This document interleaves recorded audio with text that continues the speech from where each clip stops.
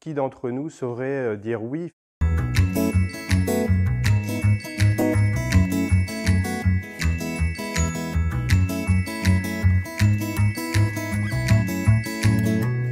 Bonjour et bienvenue, je suis très heureux de vous retrouver aujourd'hui pour méditer ce passage de l'évangile de Saint Luc. En ce temps-là, Marie rendit grâce au Seigneur en disant : « Mon âme exalte le Seigneur, exulte mon esprit en Dieu mon Sauveur. Il s'est penché sur son humble servante, désormais tous les âges me diront bienheureuse. Le Puissant fit pour moi des merveilles, saint est son nom. Sa miséricorde s'étend d'âge en âge sur ceux qui le craignent. Déployant la force de son bras, il disperse les superbes. Il renverse les puissants de leur trône, il élève les humbles, il comble de bien les affamés, renvoie les riches les mains vides. Il relève Israël son serviteur, il se souvient de son amour, de la promesse faite à nos pères en faveur d'Abraham et de sa descendance à jamais. » Marie resta environ 3 mois chez Élisabeth, puis elle s'en retourna chez elle. Marie a reçu il y a quelques jours la visite de l'ange Gabriel qui lui a annoncé des choses extraordinaires, sans doute difficiles à croire. L'évangéliste nous dit qu'elle était toute bouleversée. Des choses extraordinaires, c'est-à-dire elle va concevoir et enfanter un fils par l'action de l'Esprit Saint. Ce sera le sauveur du monde. Et comme une cerise sur le gâteau, si j'ose dire, sa cousine Élisabeth, qui était stérile, va avoir un fils. Et face à toutes ces choses, Marie répond oui, humblement, librement. Qui d'entre nous saurait dire oui face à des annonces de cet ordre? Aujourd'hui, Marie rend visite à Élisabeth. Et dans la salutation de cette dernière, Marie reçoit comme une confirmation de ce qu'a dit l'ange. Oui, Élisabeth est enceinte. Oui, c'est bien le Sauveur du monde qui prend chair en elle. Élisabeth et Jean-Baptiste l'ont reconnu.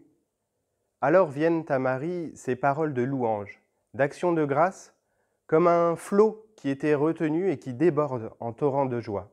Le Seigneur fit pour moi des merveilles. On comprend que les merveilles dans la vie de Marie concernent aussi bien ce qui lui arrive à elle que ce qui arrive à Élisabeth. Marie nous rappelle que les belles choses qui arrivent aux autres sont aussi des motifs de réjouissance pour nous-mêmes. Sachons nous en réjouir. Ensuite, on comprend dans ces paroles que Marie est vraiment ancrée dans une histoire, une culture, un peuple. Et pas n'importe quel peuple, le peuple d'Abraham, avec qui le Seigneur a fait alliance pour l'éternité. Rappelez-vous, le Seigneur avait promis à Abraham une descendance aussi nombreuse que les étoiles, toute l'humanité en fait.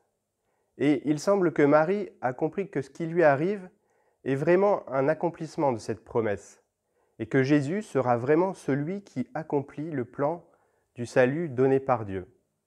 En Jésus, toute l'humanité entière est sauvée.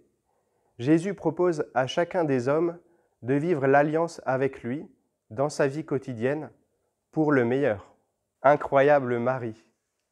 Je me suis souvent demandé comment cette jeune fille avait eu la capacité de dire son oui. Qu'est-ce qui lui a permis, le jour où un ange lui apparaît pour lui dire des nouvelles incroyables, de reconnaître l'action de Dieu dans sa vie et de dire « Oui, voici la servante du Seigneur ». Il faut une sacrée liberté et aussi une grande humilité et une profondeur, je pense. Eh bien, il me semble que tout au long de sa vie, Marie a cultivé sa relation avec le Seigneur, dans la prière, dans les petits gestes d'amour dont nous parle Sainte Thérèse, dans l'ouverture aux autres, dans l'obéissance à ses parents, Anne et Joachim. Il me semble que c'est forcément dans le cadre de ce cœur à cœur régulier avec le Seigneur qu'elle a pu reconnaître dans l'annonce de l'ange et également dans les signes reçus lors de sa visite à Élisabeth, l'action du Seigneur dans sa vie. La venue de Jésus, l'Emmanuel, Dieu qui sauve, Dieu avec nous.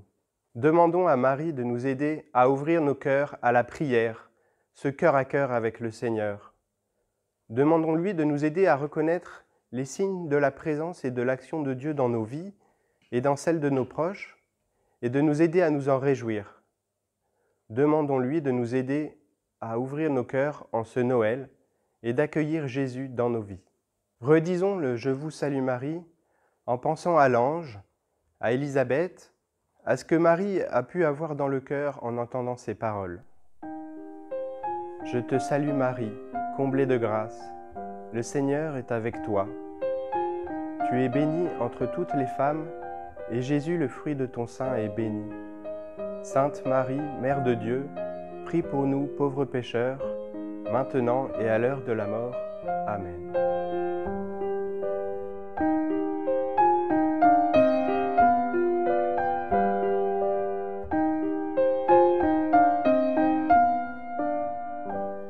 Bonne journée à tous et à demain!